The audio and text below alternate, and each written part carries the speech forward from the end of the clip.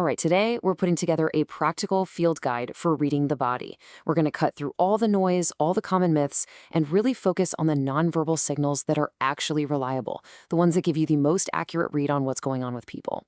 Let's get right into it. So let's kick things off with a classic, maybe the most famous tell in all of body language: crossed arms. I mean, we've all heard it, right? It means someone's closed off, they're defensive, they don't like what you're saying. But is that actually true? Is it a signal you can rely on? Well, according to the research we're digging into, the answer is a big, resounding no. The advice is literally to just ignore it. Think about it. Someone could be crossing their arms because they're cold, or it's just a comfortable way for them to stand. Or maybe they're just deep in thought. The reasons are all over the map, which makes it a really inaccurate and unreliable signal. So that's rule number 1 in our field guide. Don't get distracted by the popular myths. So here's our game plan. First, we're going to go beyond those common myths. Then we'll dive into the instinctual shields we all use when we feel a little threatened. After that, we'll decode the secret conversation our hands are having, then learn how to spot true intent from the most honest parts of the body, and finally, we'll cover what might be the single most important rule of all: reading the subtle shifts.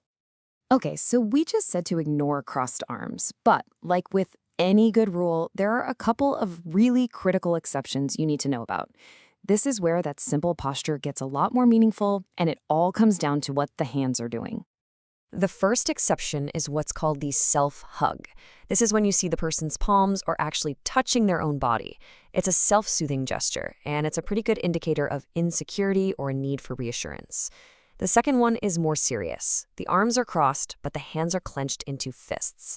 This can signal some serious internal conflict, maybe anger, restraint, or a major disagreement. The key takeaway is to watch the hands. When they get involved like this, it's not a neutral pose anymore. All right, let's build on that. Now we're going to look at a whole category of behaviors that are basically instinctual shields. These are things we do automatically when we feel vulnerable, threatened, or insecure. They're super deeply rooted in our need to protect ourselves. This key behavior is called genital protection. And yeah, we might not be fighting off saber-toothed tigers anymore, but that core instinct to protect our vital areas is still wired into us. It's this unconscious movement where our hands shift to cover the groin or the lower abdomen, and it is a powerful, powerful signal that a person is feeling exposed. Now, what's really interesting here is that this behavior tends to look a little different for men and women.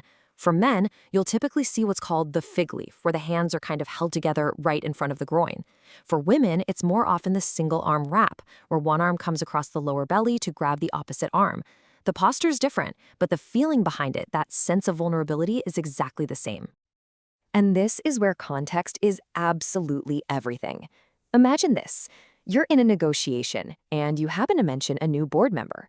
Suddenly, the person across the table shifts their hands into that fig leaf position. Boom. That's your cue that this specific topic just made them feel insecure. Or say you're in a job interview and you ask why they left their last job, and you see them do that single arm wrap. You've just pinpointed a source of vulnerability.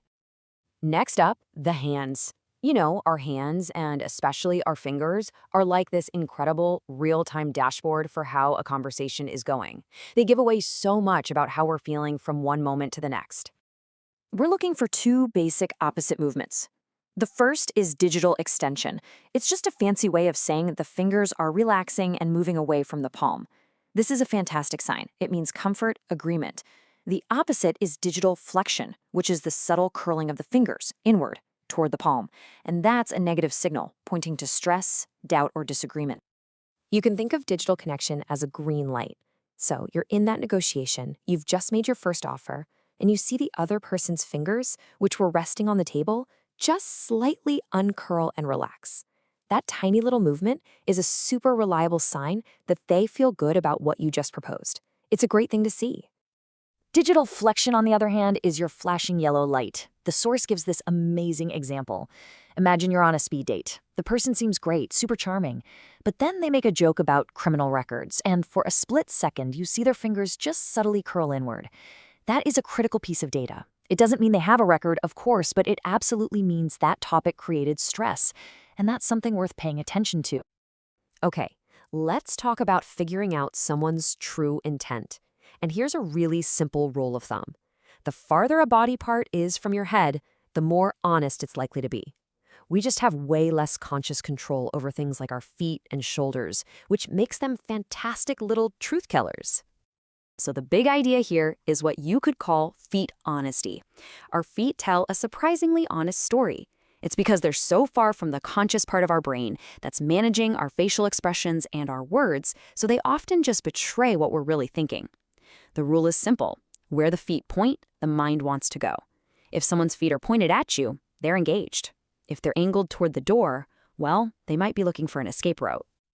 And you can actually use this as a cool little social tool.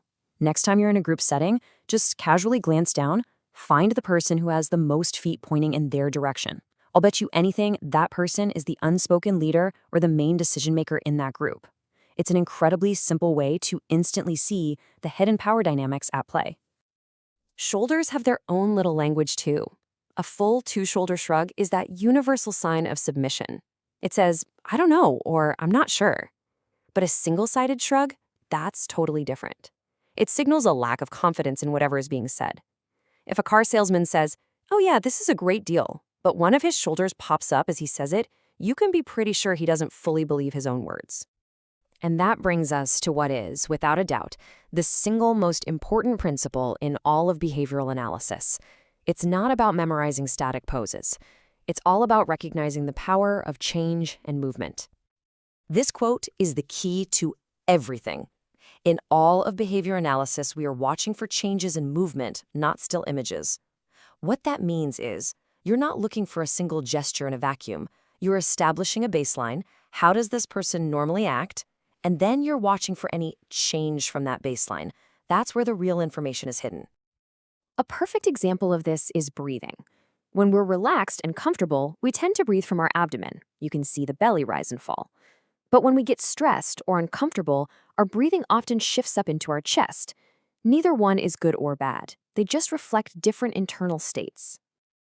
And here's the crucial part. It's the shift that gives you the data.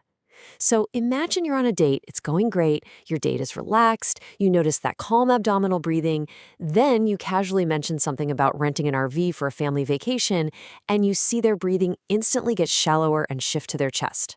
That single change tells you that specific topic just flipped a switch and triggered a stress response. So let's tie it all together with the core rules of our field guide. Number 1, always look for the change. A shift from their normal behavior is way more important than any single pose. Number 2, always consider the context. What was just said or done that might have caused that shift?